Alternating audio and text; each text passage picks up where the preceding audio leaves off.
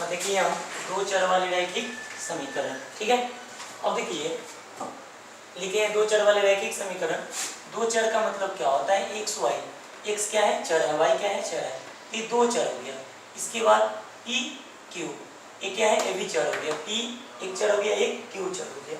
तो इस तरह से बहुत सारे दो चर हो जाएगा। वाले रैखिक का मतलब क्या होता है, एक घात, जिसका घात क्या हो, पावर क्या हो, एक। समीकरण क्या है, तो समीकरण कोई कहता है तो क्या कहिएगा, बराबर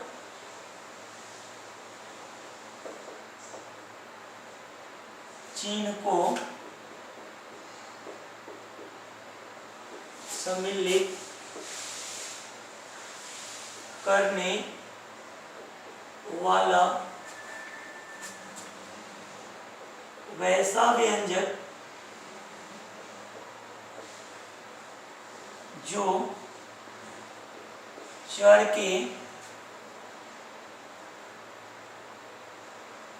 के कुछ ही मानों के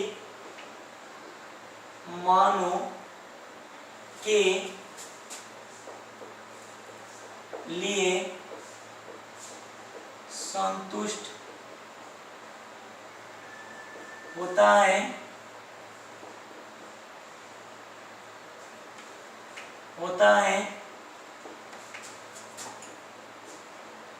समीकरण कहलाता है। क्या लिखे हैं, बराबर चिन्ह को सम्मिलित करने वाला वैसा व्यंजक जो चर के कुछ ही मानों के लिए संतुष्ट होता है, समीकरण कहलाता है। जैसे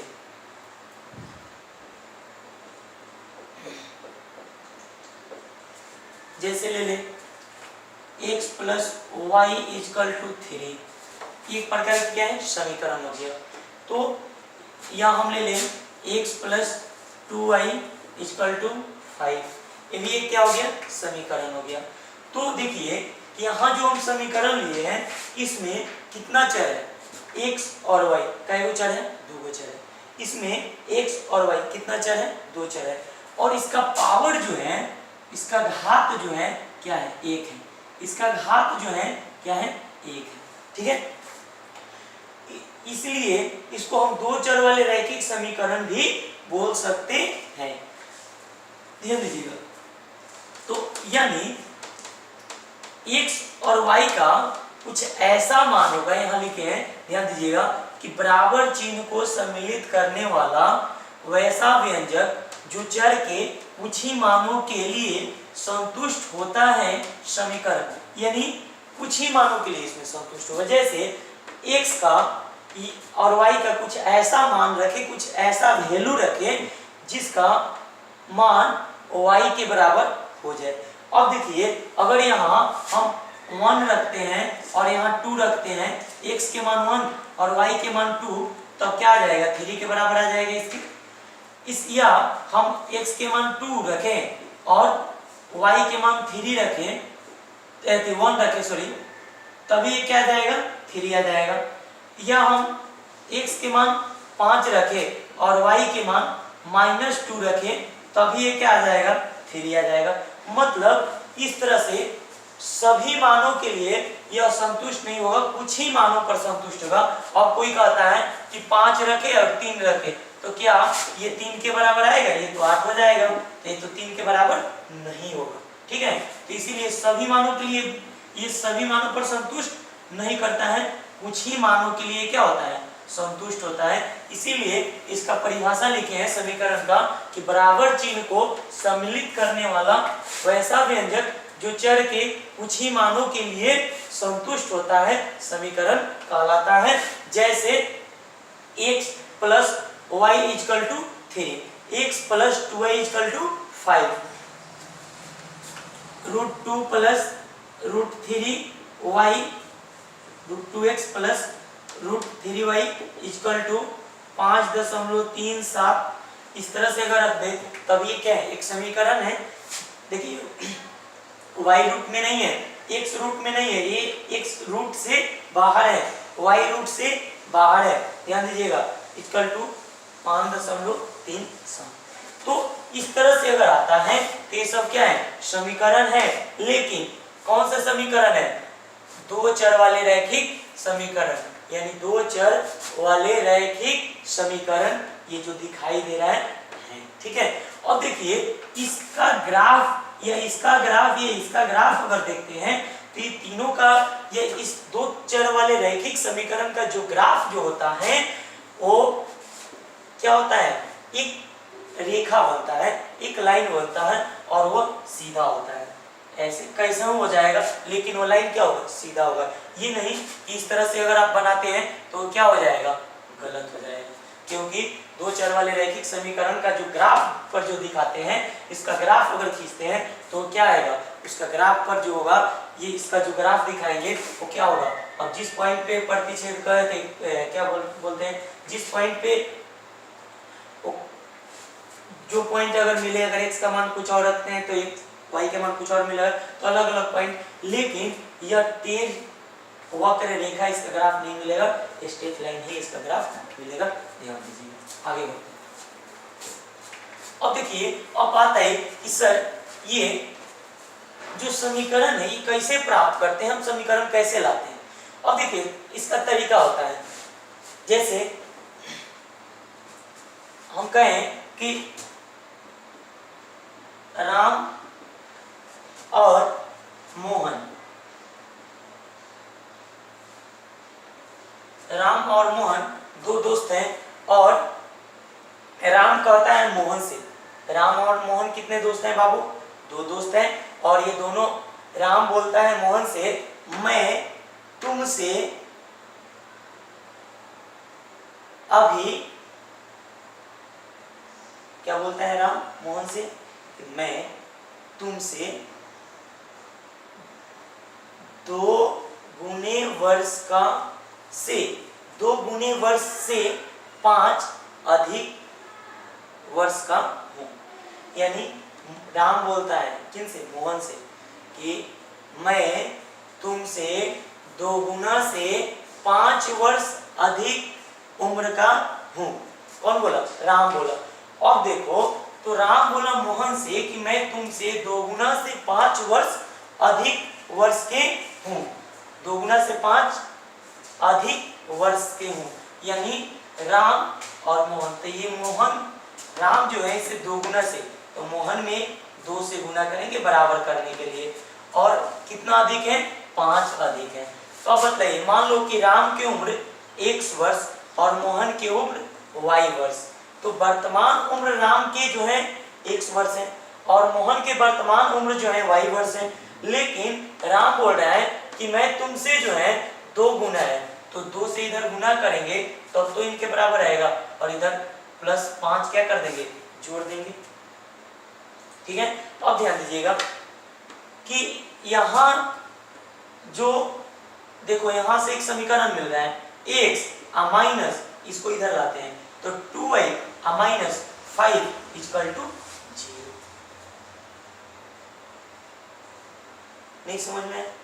देखिए फिर से ध्यान दीजिएगा, हम क्या बोल रहे हैं। मान लो कि एक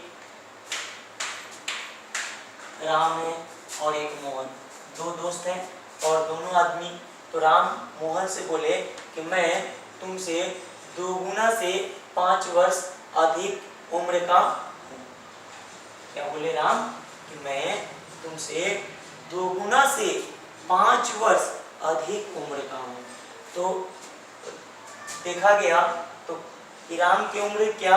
x, तो x जो है y के बराबर अगर करेंगे तो राम बोल दिए पहले ही ऑलरेडी कि हम तुमसे 2 गुना से 5 वर्ष, इसके बराबर करने के लिए मोहन के, तो या तो मोहन में 2 जोड़ेंगे और 2 से गुना करेंगे और 2 से गुना कर कर ये मोहन में क्या करेंगे? 5 वर्ष और जोड़ देंगे, तब तो आएगा।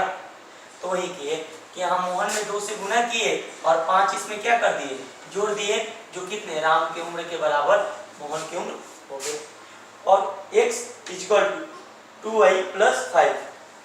अब देखो 2y बराबर की इधर प्लस में, इधर आएगा तो माइनस में, 5 प्लस में इधर आएगा तो माइनस में, इक्वल टू 0।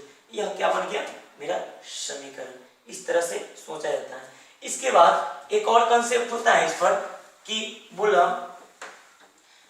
चलिए रामी और मोहन का फिर हम एक ले लेते हैं एग्जांपल।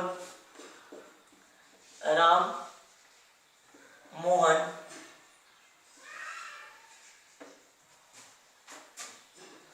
एक ही स्कूल में एक ही कक्षा में पढ़ते हैं और दोनों का अंकों का योगफल जो है वो 60 है। कितना है बाबू?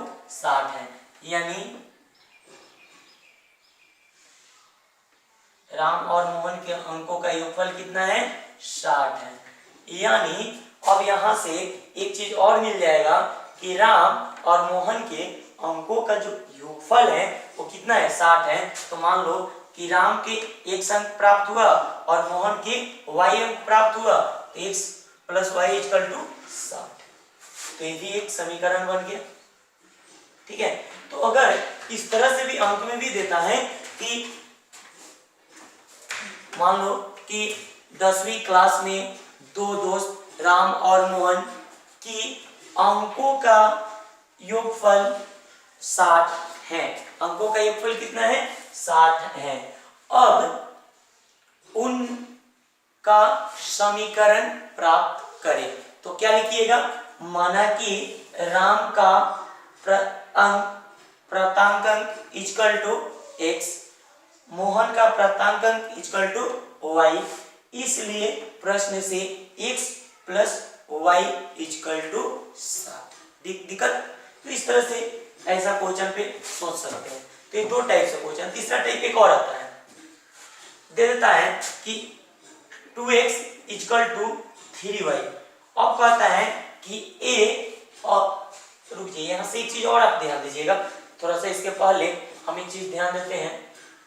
अब कोई कहता है कि ये बताइए कि दो चर वाले रैखिक समीकरण का व्यापक रूप जो होता है, स्टैंडर्ड फॉर्म जो होता है वो क्या होता है? तो दो चर वाले रैखिक समीकरण का स्टैंडर्ड फॉर्म जो होता है क्या होता है? ax plus by plus c equal to 0। यानी दो चर वाले रैखिक समीकरण का व्यापक रूप कोई पूछे तो क्या कहिएगा?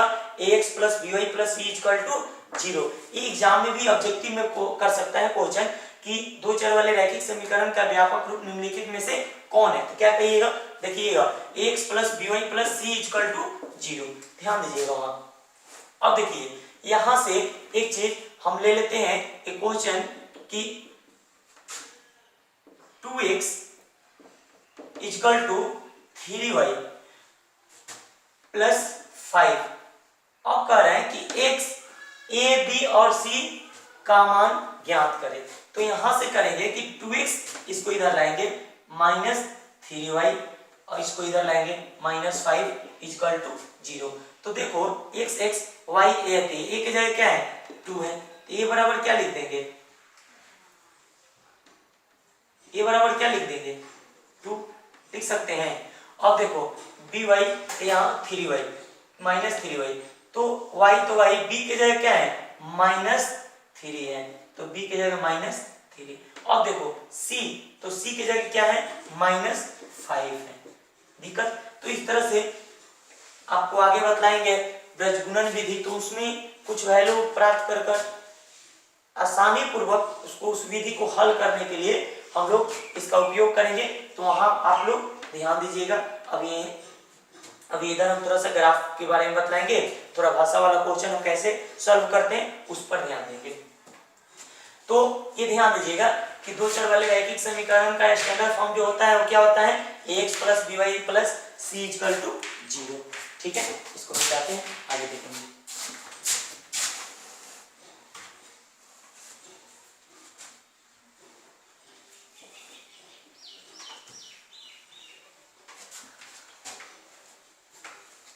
तो कैसे आया है आपको मालूम चला? समझ में आया कि नहीं आया? ठीक है,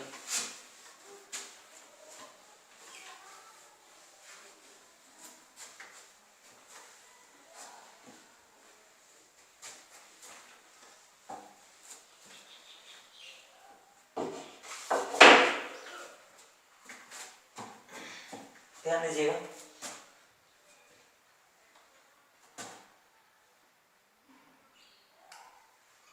कोई कहता है, लिख देते हैं, दो चर वाले रैखिक समीकरण का व्यापक रूप ax plus by plus c equal to 0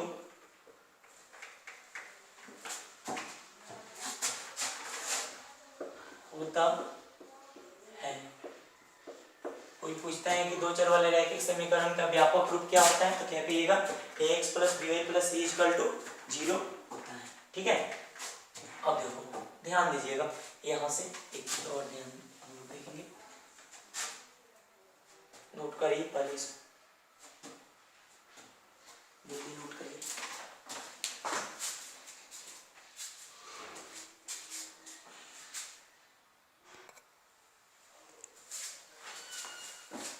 हाँ ध्यान दीजिएगा, अब हम लोग देखेंगे प्रश्नावली 3.1 का क्वेश्चन, एकदम सेम ग्राफी पर है, और जैसे इस अभी जस्ट हम समीकरण बतलाए उस तरह से समीकरण बनाकर हम लोग को क्या खींचना है, ग्राफ खींचना है। तो देखिए इसमें कह रहा है, 1 नंबर क्वेश्चन है कि आफ्ताब अपनी पुत्री से कहता है कि 7 वर्ष पूर्व मैं तुमसे 7 गुनी आयु का था। क्या कहता है आफ्ताब, यहाँ लिखते हैं, पहले क्वेश्चन को लिखते चलते हैं, ध्यान दीजिएगा। आफ्ताब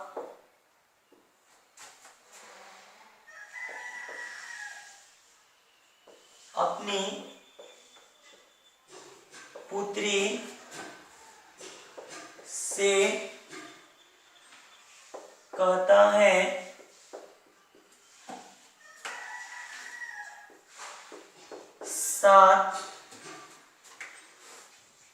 7 वर्ष पूर्व मैं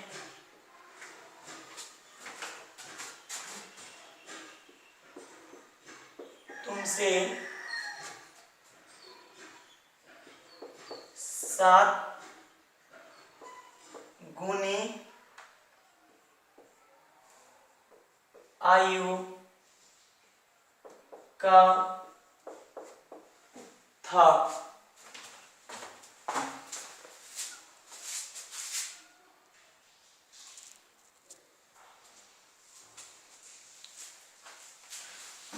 देखिए प्रश्नावली 3.1 क्या है क्वेश्चन, आफ्ताब अपनी पुत्री से कहता है 7 वर्ष पूर्व मैं तुमसे 7 गुनी आयु का था, अब से 3 वर्ष बाद मैं तुमसे केवल 3 गुनी आयु का रह जाऊंगा। क्या यह मनोरंजन है, मनोरंजक है, क्या यह मनोरंजक है? इस स्थिति को बीजगणितीय और ग्राफीय रूपों में व्यक्त कीजिए। ठीक है, अब देखिए इस तरह से अगर क्वेश्चन आता है तो हम लोग क्या करेंगे और कैसे सोचेंगे। देखिए आप लोग के किताब में हो सकता है कि लिखा गया है कि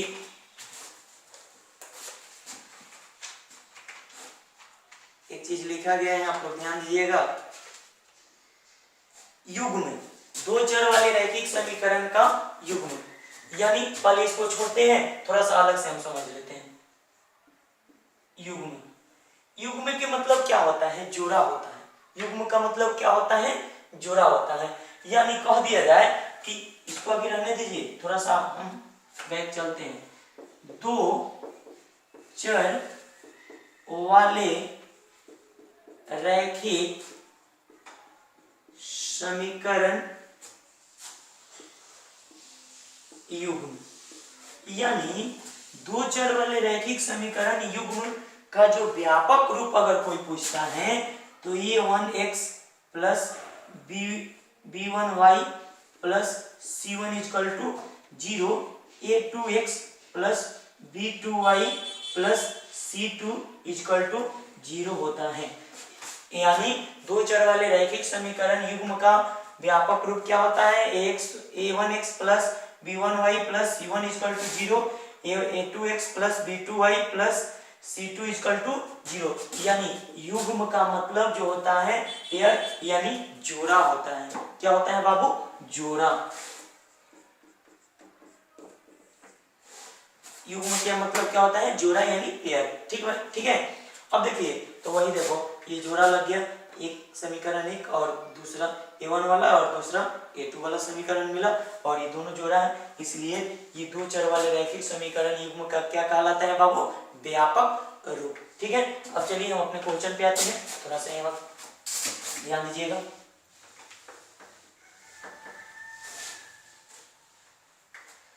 अब देखिए इस तरह से अगर आपको क्वेश्चन मिल जाए, देखिए इसमें दो कंडीशन दिया रहता है। पहला दिया है इसमें कि आफ्ताब और उसके पुत्री की बात बोली जा रही है, यानी एक किसका उम्र की बात बोला जा रहा है? आफ्ताब का, और दूसरा उसके पुत्री का। यहाँ दो दोस्त का भी बात बोला जा सकता था, माता पिता का भी बात बोला जा सकता था, भाई बहन का भी बात बोला जा सकता था। तो यहाँ पिता और पुत्री के बात बोला जा रहा है। ठीक है, तो अब देखिए पिता और पुत्री यानी आफ्ताब अपनी पुत्री से, यानी आफ्ताब क्या है?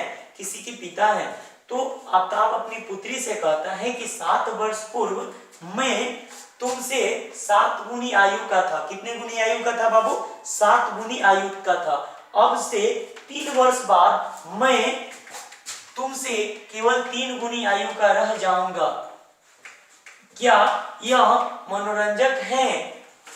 इस स्थिति को बीजगणितीय और ग्राफीय रूपों में व्यक्त कीजिए।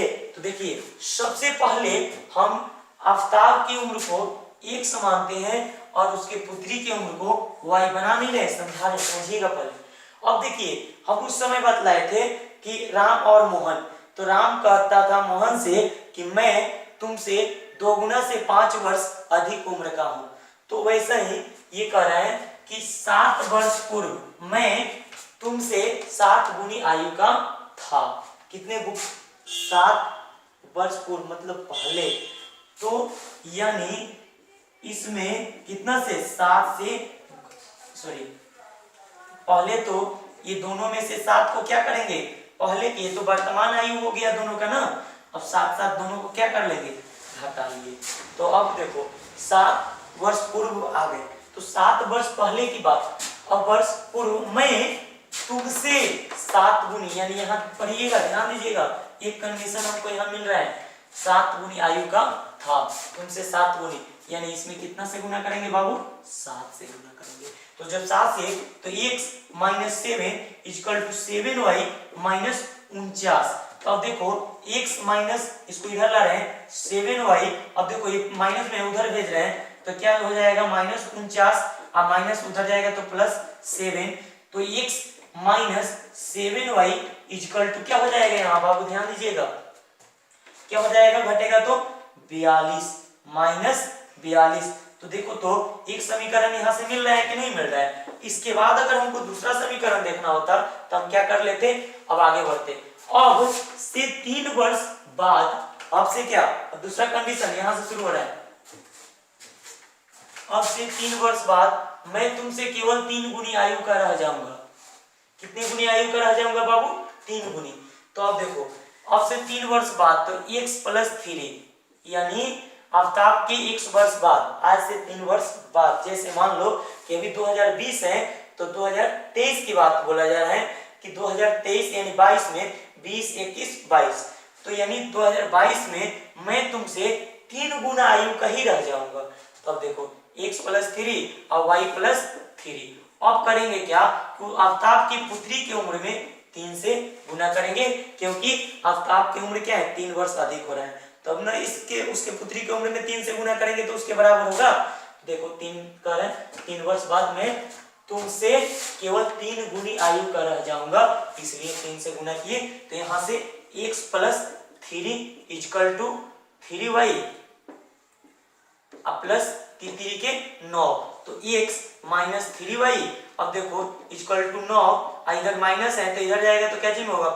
सॉरी प्लस है, इधर जाएगा तो माइनस में, तो x - 3y = 6। देखो तो समीकरण 2 मिल गया यहाँ से। इस तरह से हम लोग जब दोनों समीकरण प्राप्त हो जाता है तब इसको आसानी पूर्वक x का मान और y का मान प्राप्त कर ग्राफ खींच सकते हैं। ठीक है, तो यहाँ से आगे बढ़ते हैं, हम लोग बनाते चलेंगे।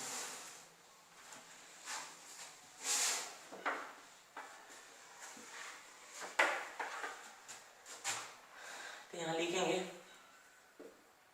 हल करते हैं, सॉल्यूशन लिखें, हल करते हैं। माना कि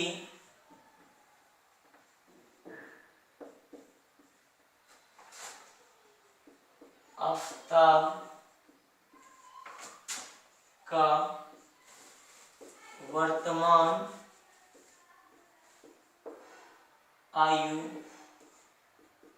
इक्वल टू x वर्ष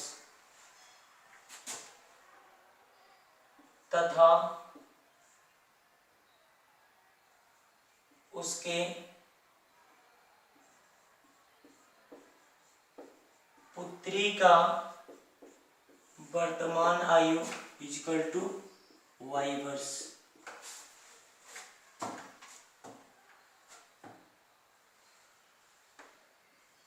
अब 7 वर्ष पूर्व, अब कितना वर्ष पूर्व? 7 वर्ष पूर्व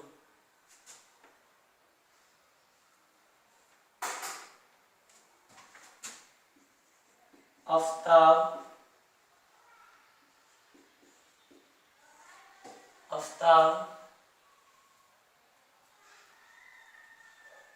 की आयु इक्वल टू x माइनस 7। 7 वर्ष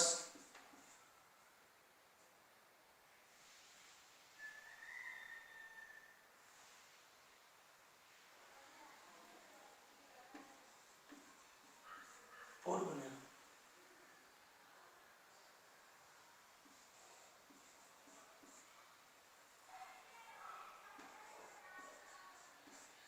अब 7 वर्ष पूर्व आफताब की आयु क्या हो जाएगा? x माइनस 7 वर्ष।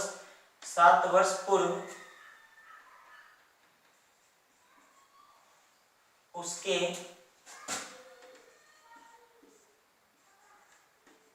पुत्री की आयु इक्वल टू y माइनस 7।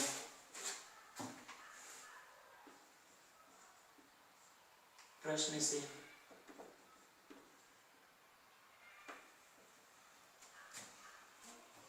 भी नहीं चलते हैं, एक चीज और दिया है।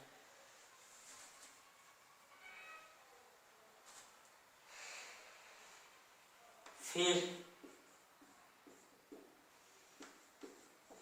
3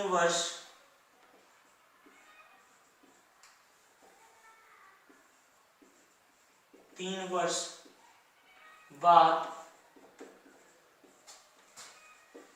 आफताब की आयु इक्वल टू x प्लस 3। 3 वर्ष बाद उसके पुत्री की आयु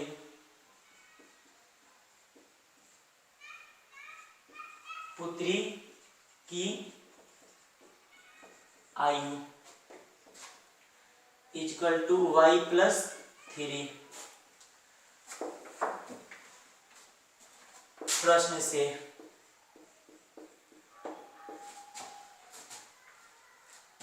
तो पहला में 7 वर्ष बाद के, तो x minus 7 equal to y minus 7 से कितना गुना अधिक था? 7 गुना।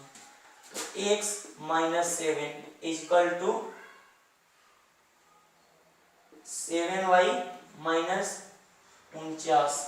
तो x माइनस 7y, इसको इधर ला रहे हैं, इसको उधर देख ले जाए, माइनस 49 प्लस 7। तो x minus 7y equal to minus 42। समीकरण 1 मिला। अब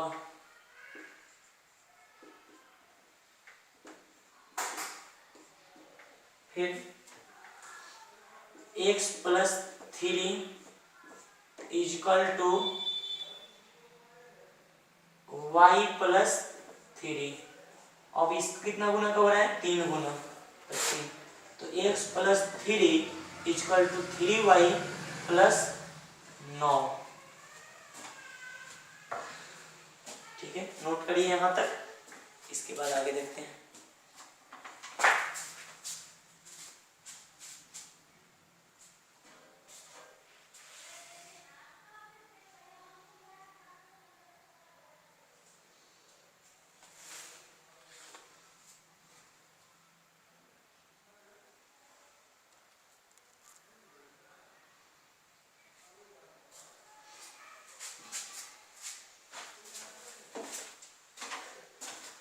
आते हैं।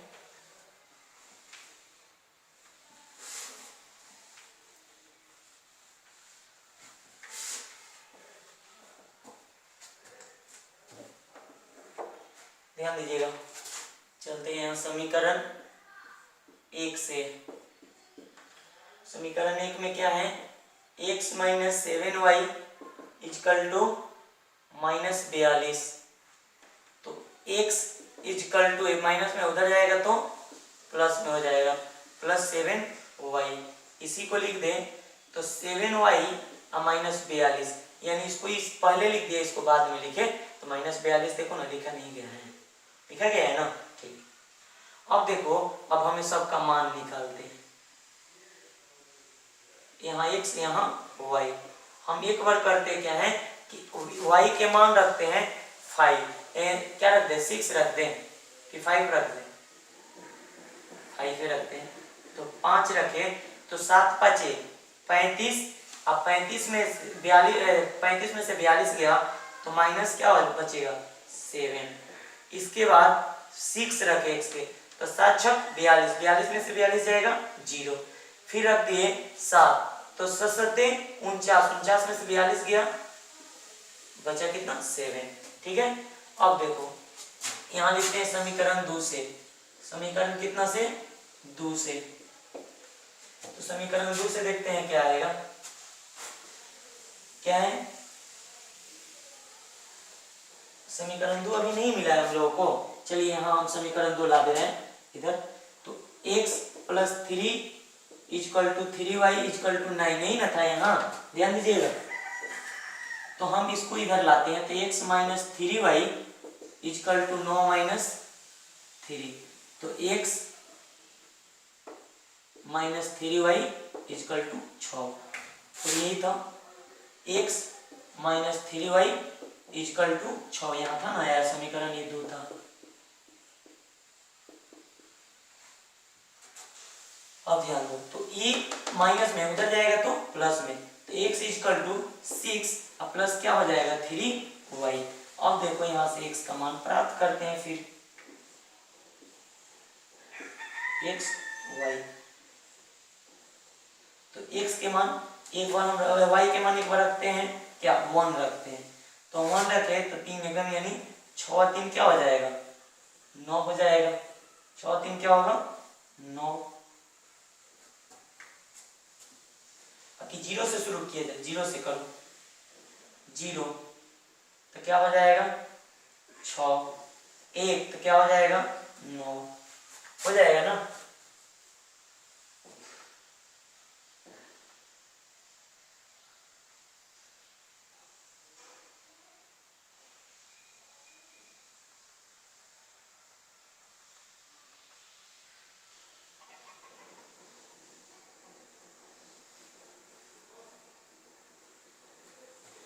अब बोलिए कुछ ऐसा मान बतलाओ रखे जो, अगर यहाँ माइनस हम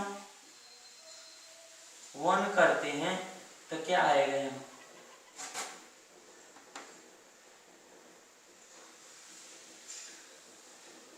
कोई कहा सर दूर नहीं रख सकते, रखिएगा फिर अंक ज्यादा मिलेगा, वैल्यू ज्यादा मिलेगा। ठीक है, सब कुछ प्राप्त होगा लेकिन वैल्यू क्या मिल जाएगा, थोड़ा ज्यादा मिलने लगेगा, इसलिए हम इसको सोच रहे हैं छोटा ही बना दे, है ना। फिर से देखो यहाँ छोटा कर कर -1 से चलो, -1 तो ये क्या आएगा 3, 0 0 लो तो ये क्या आ जाएगा 6, 1 लो तो ये क्या आ जाएगा 9। ठीक है, अब देखो इधर मिटाते हैं, अब इसका ग्राफ खींचते हैं। अब इसका क्या खींचेंगे, ग्राफ खींचेंगे।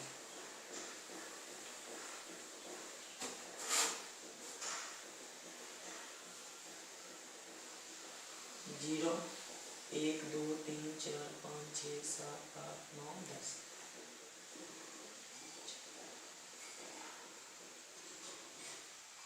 x y x dash y dash.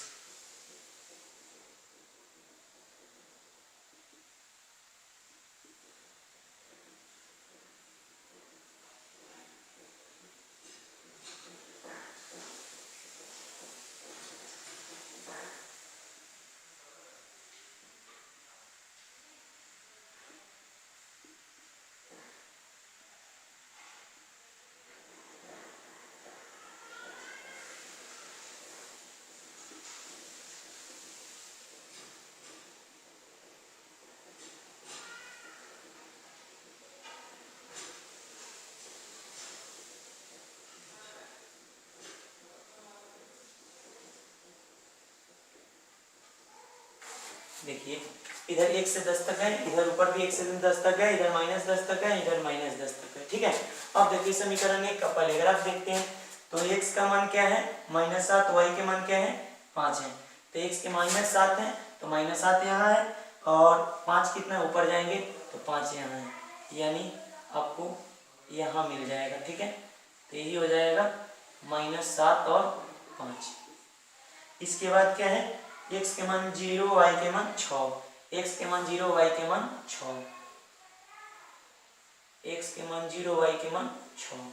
इसके बाद क्या है x के मान 7, y के मान 7, x के मान भी 7, y के मान भी 7।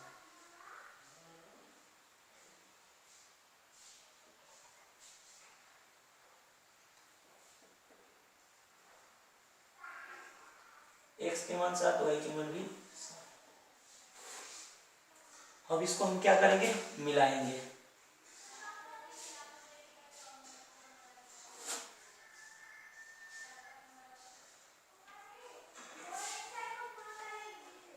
क्या कर दिए मिला दिए। आप लोग स्केल से अच्छा से मिलाइएगा। अब इसका नाम भी लिख देते हैं इधर। कौन सा ग्राफ है x = 7y - 42।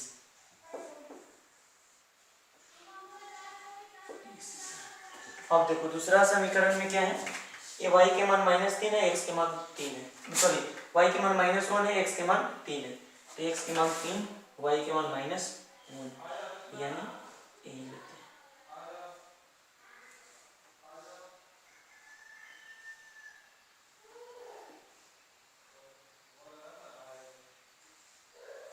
तीन और -1। x के मान 6, y के मान 0, x के मान 6, y के मान 0।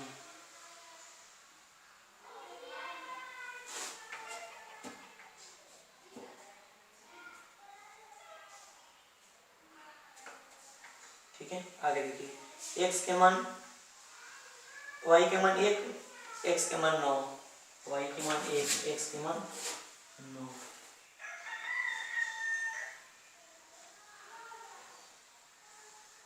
x के मान 9, y के मान 1।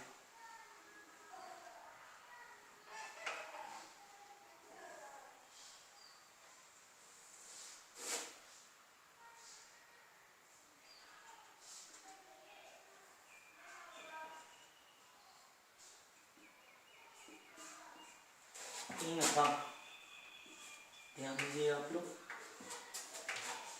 तो इस तरह से आप इस क्वेश्चन को बना सकते हैं, ठीक है। आगे अब देखते हैं। अब इसी तरह से 2 नंबर क्वेश्चन है। क्रिकेट टीम के एक कोच ने 3900 रुपया में 3 बल्ले तथा 6 गेंदे खरीदे। पहले नोट कर लीजिए इसके बाद, है ना, और आगे हम लोग देखते हैं आप लोग कैसे बनेगा। इसके बाद आप लोग दोनों क्वेश्चन को, 3 क्वेश्चन इसमें है और आप लोग बना सकते हैं। मिटाते हैं।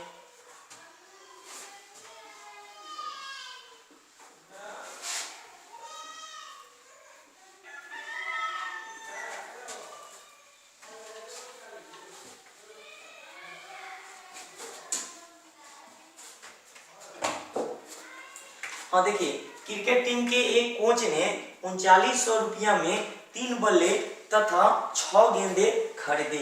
बाद में उसने एक और बल्ला तथा उसी प्रकार की 2 गेंदे 1300 रुपया में खरीदी। इस स्थिति को बीजगणितीय तथा ज्यामितीय रूपों में व्यक्त कीजिए। एकदम सेम वैसे ही क्वेश्चन है, थोड़ा सा चेंज है। यहाँ कह रहा है कि क्रिकेट टीम के एक कोच यानी 3900 रुपया में 3 बल्ला, यानी मान लो कि क्या लिखेंगे, माना कि एक बल्ले का मूल्य मान लो 100 रुपया है। कितना रुपया है 100 रुपया है एक बल्ले का मूल्य, और एक गेंद का मूल्य क्या मान लेंगे y रुपया है। और ऐसे 3 बल्ले खरीदना है तो 3 से गुना कर देंगे, और 6 गेंद तो 6 से, और दोनों का योगफल यानी कितना रुपया में खरीद रहा है जोड़कर, तो 3900 रुपया में। एक समीकरण बन गया।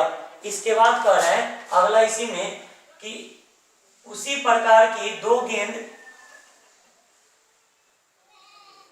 एक मिनट रुकिएगा, बाद में उसने एक और बल्ला तथा उसी प्रकार की 2 गेंद 1300 रुपया में खरीद रहा है।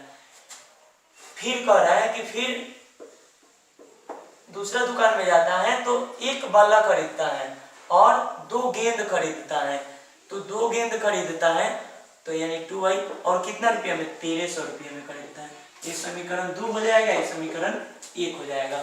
अब जिस तरह से हम हल किए हैं उस तरह से आप हल कर सकते हैं। यानी क्या लिखते हैं, माना कि एक बल्ले का मूल्य इक्वल टू x रुपया, इसलिए 3 बल्ले का मूल्य इक्वल टू 3x रुपया, तथा एक गेंद का मूल्य y रुपया, इसलिए 6 गेंद का मूल्य 6y रुपया।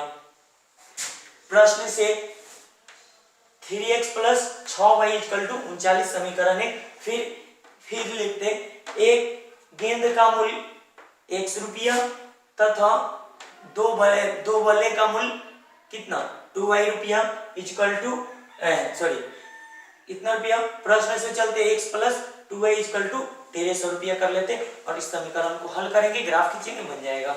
सेम ऐसे ही 3 नंबर क्वेश्चन है कि 2 केजी सेव और 1 केजी अंगूर का मूल्य किसी दिन 160 रुपया था। 1 महीने बाद 4 केजी सेव और 2 केजी अंगूर का मूल्य 300 रुपया हो जाता है। इस स्थिति को बीजगणितीय तथा ज्यामितीय रूपों में व्यक्त कीजिए। एकदम सेम इसी तरह से क्वेश्चन जिस तरह से बतलाए हैं सोचना है और ये भी आसान हो जाएगा, बन जाएगा, कोई दिक्कत नहीं होगा।